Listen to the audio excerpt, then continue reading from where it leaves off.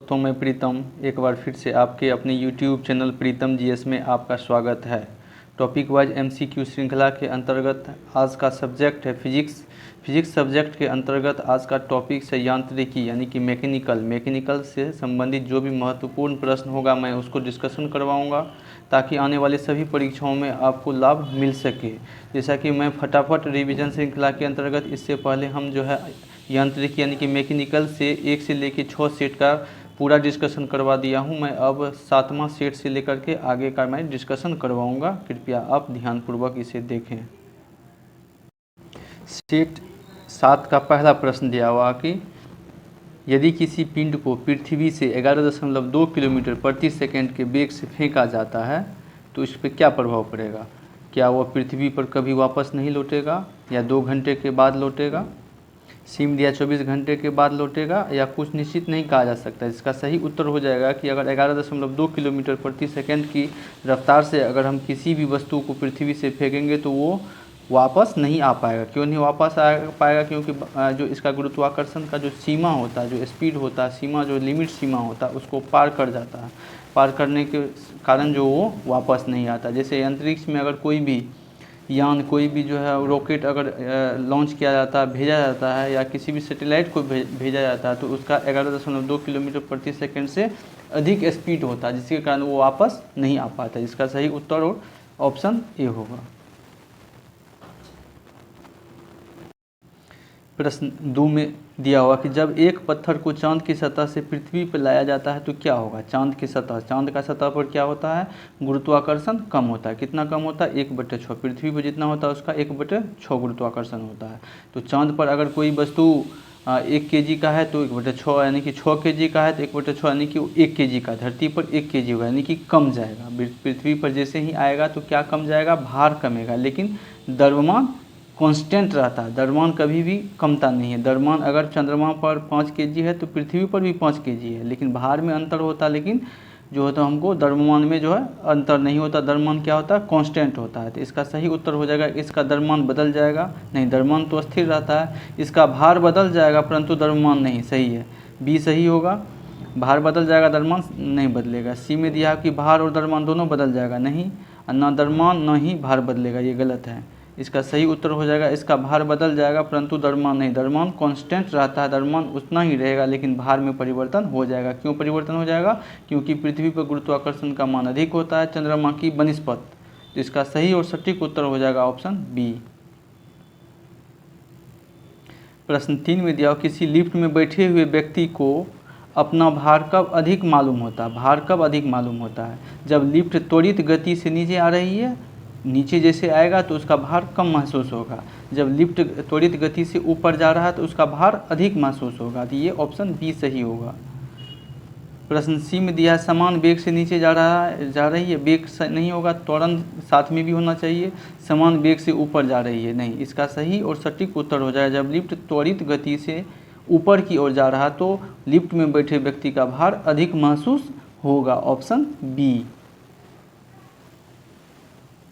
प्रश्न 4 में दिया हुआ कि पृथ्वी के परितः घूमने वाले कृत्रिम उपग्रह से गिराई गई गेंद, अगर उस उपग्रह से कोई गेंद अगर गिराया जाता है तो क्या परिणाम होगा। पृथ्वी पर चली जाएगी? नहीं, कभी नहीं।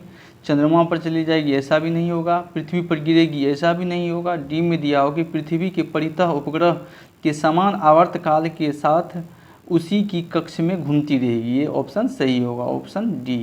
प्रश्न 5 में दिया हुआ कि एक लिफ्ट में बैठे व्यक्ति का प्रत्यक्ष भार कम होता है कब? जब लिफ्ट जो है त्वरित गति के साथ नीचे जा रही है। ऊपर जा रहा है तो भार बढ़ा हुआ महसूस होगा, नीचे जा रहा है तो भार घटा हुआ महसूस होगा। समान गति नहीं होगा और डी नहीं होगा, ऑप्शन बी हो जाएगा। प्रश्न 6 में किसी तुल्यकारी उपग्रह की पृथ्वी की सतह से ऊंचाई लगभग कितनी होनी चाहिए। 36,000 किलोमीटर, 42,000, 30,000। डी में इनमें से कोई नहीं। इसका सही होगा 36,000 किलोमीटर, ऑप्शन ए। प्रश्न 7 में दिया कि टेनिस की गेंद मैदान की अपेक्षा किसी पहाड़ी पर अधिक ऊंची उछलती है। क्यों उछलती है? पर्वतों पर वायुदाब अपेक्षाकृत कम होता है। ये भी रीजन सही हो सकता है, वायुदाब कम होता है। लेकिन पर्वतों पर गेंद और हल्की हो जाती है, ये नहीं होगा। पर्वतों पर पृथ्वी का गुरुत्वीय त्वरण कम हो जाता है, गुरुत्वीय मान कम हो जाता है, सही है। ऊंचाई बढ़ने के साथ गुरुत्वाकर्षण का मान कम होगा, तो ऑप्शन सी सही उत्तर हो जाएगा। प्रश्न 8 में, यदि पृथ्वी का गुरुत्वाकर्षण बल अचानक लुप्त हो जाए, समाप्त हो जाए, तो निम्नलिखित में से कौन सा परिणाम सही होगा?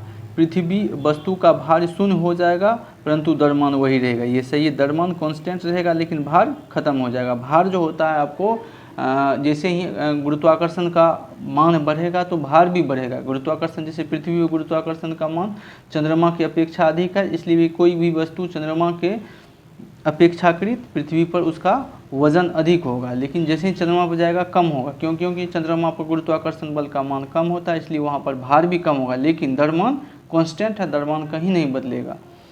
बी में दिया हुआ है कि वस्तु का भार द्रव्यमान शून्य हो, शून्य कभी नहीं होता। वस्तु का भार तथा द्रव्यमान दोनों शून्य कभी नहीं होगा, वस्तु का भार द्रव्यमान बढ़ जाएगा, द्रव्यमान कांस्टेंट रहता है। ऑप्शन ए सही उत्तर होगा।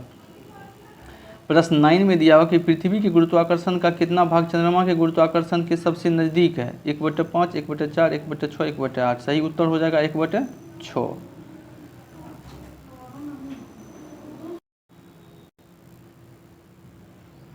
लोलक की आवर्तकाल किस पे निर्भर करता है? द्रव्यमान के ऊपर निर्भर करता है? नहीं, लंबाई के ऊपर निर्भर करता है।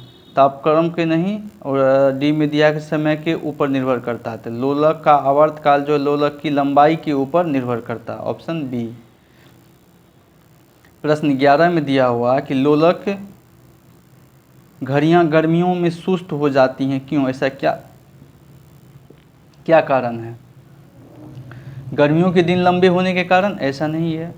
कुंडली में घर्षण के कारण? ऐसा भी नहीं है। सी में लोलक की लंबाई बढ़ जाती है जिससे इकाई दोलन में लगा हुआ समय बढ़ जाता है। डी में गर्मी में लोलक का भार बढ़ जाता है। नहीं, ऑप्शन सी सही होगा। प्रश्न 12 में दिया हो कि किसी सरल लोलक की लंबाई 4% बढ़ाई जाए तो उसका आवर्तकाल कितना हो जाएगा? 8% बढ़ेगा, 2% बढ़ जाएगा, 4% बढ़ जाएगा, इनमें से कोई नहीं। इसका हो जाएगा 2% बढ़ जाएगा, यानी कि आधा हो जाएगा। प्रश्न 13 में दिया है कि यदि लोलक की लंबाई 4 गुनी कर दी जाए तो लोलक के झूलने का समय क्या होगा? घटता है, दुगुना होता है, 1/4 होता है, 4 गुना हो जाता है। तो इसका जो जैसे कि यदि लोलक की लंबाई को 4 गुनी कर दी जाए तो लोलक के झूलने का समय दुगुना हो जाएगा। ऑप्शन बी सही हो जाएगा, दुगुना हो जाएगा। प्रश्न 14 में दिया कि पेंडुलम को चंद्रमा पर ले जाने पर उसकी समय अवधि में क्या होगा? उतनी ही रहेगी, घटेगी, शून्य हो जाएगी, बढ़ेगी, यानी कि बढ़ जाएगी। चंद्रमा पर जी का मान कम होता है, इसलिए लोलक का समय जो है बढ़ जाएगा और उसका जो है समय अवधि बढ़ जाएगा। Option D. प्रश्न 15 में एक कण का द्रव्यमान m तथा संवेग p है, इसकी गतिज ऊर्जा कितना होगा? mp p²m। सी में दिया p²/m p²/2m, यानी कि इसका सही हो जाएगा आपको p²/2m। Option D. प्रश्न 16 में हुक का सिद्धांत निम्नलिखित में से किससे संबंधित है? द्रव के दाब से पास्कल का नियम है, प्रत्यास्थता से है, रेडियोधर्मिता हेनरी बेकरल, इनमें से कोई नहीं। इसका सही उत्तर होगा प्रत्यास्थता। Option B. प्रश्न 17 में तेल की एक छोटी बूंद पानी पर फैल जाती है क्योंकि तेल की श्यानता अधिक होती है, जल की श्यानता अधिक होती है, तेल का पृष्ठ तनाव अधिक होता है, जल का पृष्ठ तनाव अधिक होगा। इसका सही रीजन हो जाए कि जल का पृष्ठ तनाव अधिक होने का, जल का सरफेस टेंशन, जल का पृष्ठ तनाव अधिक होगा तो ऊपर में तेल जो है तिरने लगेगा। इसका सही उत्तर होगा ऑप्शन डी। प्रश्न 18 में दिया कि साबुन द्वारा निर्मलन का सिद्धांत क्या है? पृष्ठ तनाव, प्लवन, श्यानता, प्रत्यास्थता। पर पृष्ठ तनाव के कारण जो है साबुन से कोई भी जो दाग धब्बा धुल जाता। ऑप्शन ए सही उत्तर होगा। प्रश्न 19 में दिया कि वर्षा की बूंद का आकार गोलाकार किस कारण से होता है? श्यानता कारण, पृष्ठ तनाव, प्रत्यास्थता, गुरुत्व। ये पृष्ठ तनाव के कारण उसका गोलाकार होता। ऑप्शन बी होगा। सेट 7 का अंतिम प्रश्न है, एक द्रव बूंद की प्रकृति गोल आकार लेने की होती है जिसका कारण क्या? पृष्ठ तनाव, श्यान बल, ऊर्ध्वमुखी बल, गुरुत्वाकर्षण। इसका होगा पृष्ठ तनाव। ऑप्शन ए सही और सटीक उत्तर होगा। इस प्रकार से हमने सेट 7 का 1 से लेकर 20 प्रश्नों का फटाफट रिवीजन करवाया। यह आपको आने वाले जो भी परीक्षाएं हैं उसमें काफ़ी कारगर साबित होगा, इसलिए आप इसे ध्यानपूर्वक देखें, इसका अध्ययन करें। तो अब मैं सीधे सेट 8 पर आपको लिए चलता हूँ। सेट 8 का पहला प्रश्न है, स्थिर पानी में मिट्टी का तेल डालने पर मच्छर कम होता है क्योंकि प्रजनन में बाधा डालता है, मच्छरों के लिए उच्च विष है, लार्वा के सांस में बाधा डालता है। ऑप्शन सी होगा।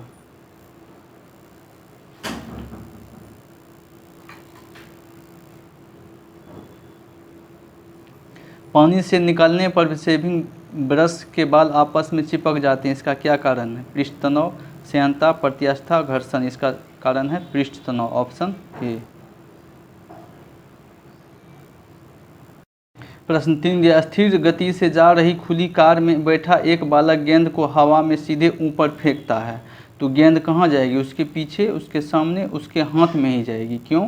क्योंकि जैसे ही हम वो गेंद फेंकता है तो वो गति रहता है, गेंद भी गति रहता है, समांतर गति रहता है, जिसके कारण जो है गेंद सीधे उसके हाथ में आता है। Option C. प्रश्न 4 में दिया है कि एक व्यक्ति पूर्णतः चिकने बर्फ के क्षैतिज समतल के मध्य में विराम स्थिति में है, न्यूटन के किस नियम का उपयोग करके वह अपने आप को तट तक ला सकता है? ये पहला नियम, दूसरा, तीसरा, या पहला, दूसरा, तीसरा, तीनों? ये ऑप्शन में सही हो जाएगा ऑप्शन सी, तीसरा नियम। जैसे ही पानी को पीछे धकेलेगा तो नाव आगे जाएगा, ये तीसरा नियम कार्य करता है।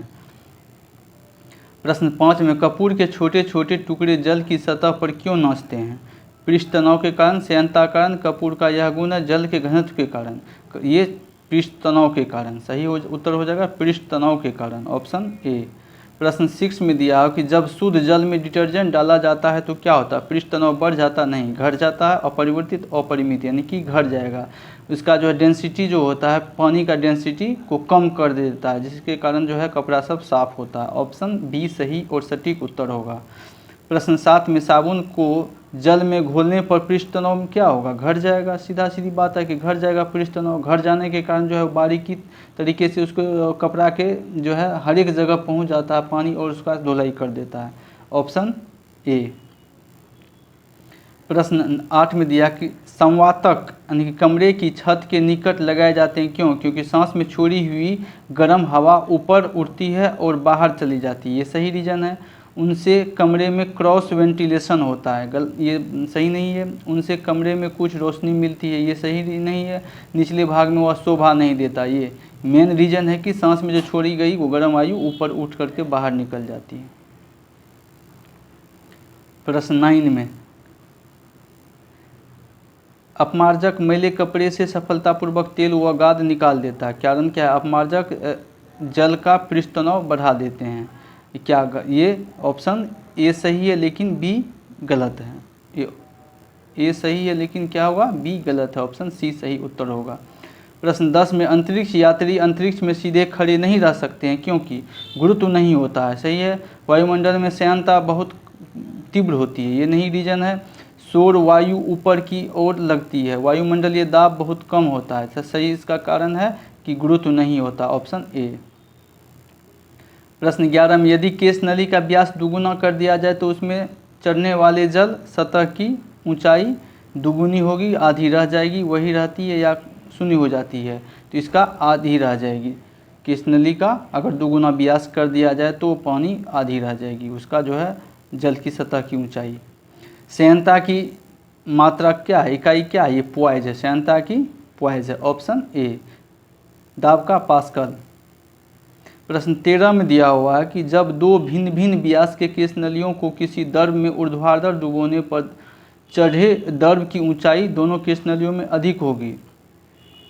अधिक व्यास वाली केश नली में अधिक होगी, नहीं, कम व्यास वाली केश नली में अधिक होगी। इसका सही उत्तर हो जाएगा आपको कम व्यास वाली केश नली में अधिक होगी। Option C. प्रश्न 14 में, लैंप की बत्ती में तेल किसके कारण ऊपर उठता है? दाब अंतर के कारण, केशिकीय घटना कारण, तेल कम श्यानता होती है, तेल में बहुत कार्बोक्सिलिक समूह होता है। इसका मेन रीजन है कि किस क्रिया के कारण जो है केश नली के कारण जो है लैंप की बत्ती जो ऊपर तेल जो है ऊपर रिसने लगता है। इसका सही कारण है ऑप्शन बी। प्रश्न 15 में पानी में लोहे की सुई डूब जाती है लेकिन जहाज तैरता है, यह किस सिद्धांत पर है? पास्कल का सिद्धांत, आर्किमिडीज का सिद्धांत, केपलर का सिद्धांत, गुरुत्वाकर्षण का नियम? नहीं, इसका है आर्किमिडीज का सिद्धांत। प्रश्न 16 में आर्किमिडीज का नियम, यह नियम निम्नलिखित में से किससे संबंधित है? प्लवन से, समकोण त्रिभुज का नियम से, गुरुत्वाकर्षण का नियम से, आज करंट या वोल्टेज का नियम से? ये होगा प्लवन का नियम से, ऑप्शन ए सही होगा। गुरुत्वाकर्षण न्यूटन होता है। प्रश्न 17 में जब कोई वस्तु किसी दर में पूर्णतः या अंशतः डुबोई जाती है तो उसके भार में कुछ कमी प्रतीत होती है तथा उसके भार में आभासी कमी उस वस्तु द्वारा हटाए गए द्रव्य के भार के बराबर होता है। यह सिद्धांत किसका है? ये बर्नौली का नहीं है, ये आर्किमिडीज का सिद्धांत है, ऑप्शन बी आर्किमिडीज का। पास्कल का सिद्धांत हो गया आपको द्रव्य से संबंधित पास्कल का सिद्धांत है। हुक प्रत्यास्थ से संबंधित है आर्किमिडीज का, ये सिद्धांत होगा ऑप्शन बी। प्रश्न 18 में कि उत्प्लावता से संबंधित वैज्ञानिक क्या है? आर्किमिडीज है, ये गलत टिक लग गया था, ऑप्शन ए। प्रश्न 19 में दिया हुआ कि द्रव में आंशिक या पूर्णतः डूबे हुए किसी ठोस द्वारा प्राप्त उछाल की मात्रा निर्भर करती है ठोस द्वारा हटाए गए द्रव की मात्रा पर, ऑप्शन ए सही होगा। प्रश्न 20 में दिया हुआ है कि जल पृष्ठ पर लोहे के टुकड़े के न तैरने का कारण क्या है? लोहे दरार विस्थापित जल कर देता है, ये सही होगा। लोहे दरार विस्थापित जल का भार लोहे के भार से कम हो जाता है, ऑप्शन ए सही होगा। इस प्रकार से हमने सेट 8 का 1 से लेकर 20 प्रश्नों का डिस्कशन करवाया। यह प्रयास मेरा कैसा लगा कृपया कमेंट करके बताएंगे। अब मैं आपको सीधे सेट 9 पर ले चलता हूँ।